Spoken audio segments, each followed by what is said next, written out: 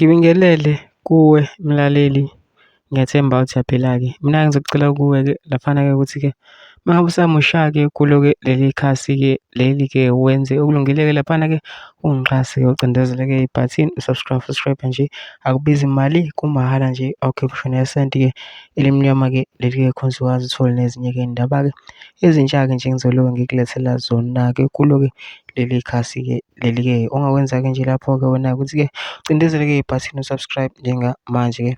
Udaba engilethele lona namhlanje-ke ngikulethele-ke enye insizwa-ke laphana-ke ihlaziya-ke le ndaba-ke yecala-ke phakathi kwe-I_E_C ne-M_K-ke laphana-ke iveza-ke ukuthi-ke leli cala li-serious futhi lijulile kanjani, yaveza nokunye okuningi-ke laphana-ke ongeke uzuzwe ukuzwe-ke ngami phela nje umuntu enze nje udlala-ke ividiyo-ke uzizwele wena-ke. Ngisacela laphana mase uzwile-ke nje ividiyo-ke ungene kuma-comment section for usho umbono wakho laphana-ke uthi wena-ke ucabangani-ke ngalo-ke lolu daba-ke lolu-ke mase nebhathini nje u-subscribe nje akubizi imali, kumahhala nje awukhiphi ngisho nesenti-ke elimnyama-ke leli-ke. Nawe-ke le video-ke awuyithokozele.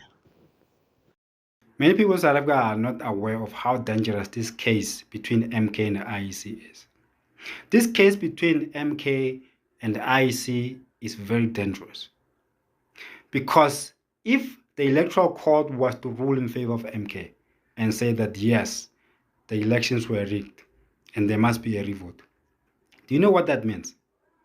It means that the IEC cannot preside over this election because the IEC was an accomplice in this rigging of elections. The IEC released the results even though there were complaints against the results, against this election, which means that the IEC made itself an accomplice in terms of the rigging of the election. And the leadership and the management and the executive of the IEC must all of them be fired.